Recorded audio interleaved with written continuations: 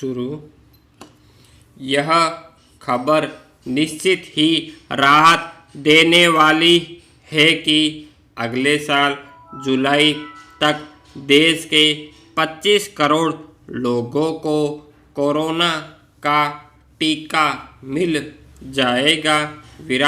अभी तक तो यह सिर्फ उम्मीद ही व्यक्त की जा रही थी कि अगले साल के मध्य तक टीका आ सकता है, लेकिन अब देश के स्वास्थ्य मंत्री ने बाकायदा इसका ऐलान किया है। इससे अब लोगों में इतना भरोसा तो बनेगा कि जल्दी ही कोरोना का टीका आने वाला है और हम महामारी को काबू कर सकेंगे। भारत में कोरोना से अब तक 1 लाख लोग मारे जा चुके हैं और संक्रमितों का आंकड़ा 66 लाख के पार निकल चुका है।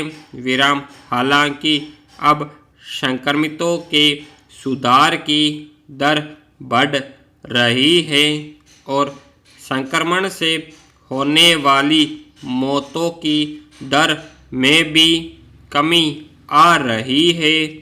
फिर भी खतरा बढ़ने का अंदेशा ज़्यादा है, क्योंकि चरणबद्ध तरीके से पूर्णबंदी हटा लिए जाने के बाद लोगों की आवाजाही जोर पकड़ने लगी है। इससे संक्रमण फैलने का जोखिम बढ़ रहा है।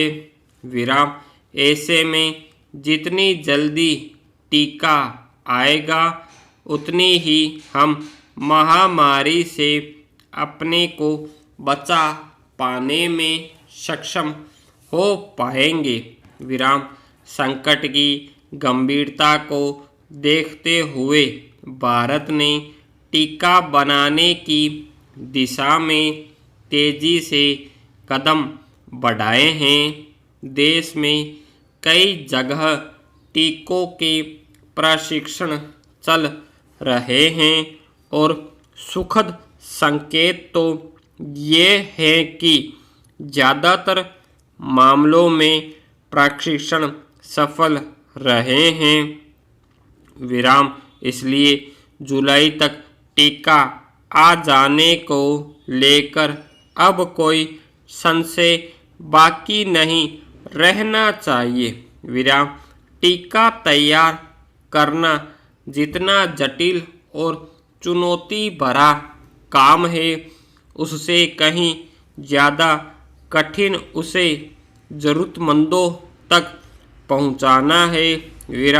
इसमें कोई संदेह नहीं कि टीके की ज़रूरत सबको है, पर यह भी संभव नहीं है कि एक साथ इतने टीके आ जाए कि पूरे देश के लोगों को लगा दिए जाए। हालांकि नीति आयोग की एक उच्च स्तरीय समिति टीके के उत्पादन, रखरखाव, आपूर्ति, वितरण और प्राथमिकता से संबंधित सारे बंदोबस्त देखेगी और इसके लिए अभी से व्यापक स्तर पर तैयारियां शुरू कर दी गई है। राज्यों से टीकाकरण की प्राथमिकता तय करने को कहा गया है।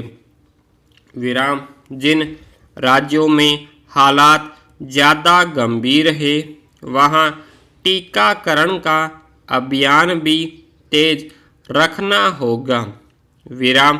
अभी तक का अनुभव यह बता रहा है कि कोरोना महामारी से सबसे ज़्यादा अस्पताल कर्मियों और पुलिस बल को जूझना पड़ा है। विराम अस्पतालों में डॉक्टरों, नर्सों व अन्य कर्मियों के संक्रमित होने के मामले तेजी से बढ़े हैं और अब तक करीब 400 डॉक्टर कोरोना संक्रमण से मारे जा चुके हैं। विराम पुलिस बल को भी जिस तरह के मुश्किल हालात में काम करना पड़ा है, उसी का नतीजा रहा कि बड़ी संख्या में पुलिस के जवान भी संक्रमण के शिकार हुए हैं। विराम ऐसे में सबसे पहले टीका उन लोगों को लगेगा जो कोरोना योद्धा के रूप में मोर्चे पर डटे हैं और लोगों की जान बचा रहे हैं।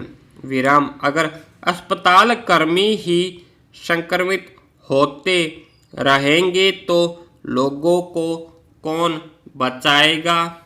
टीके की मांग और आपूर्ति में लंबे समय तक भारी अंतर बना रहेगा क्योंकि इसके उत्पादन में अभी वक्त लगेगा।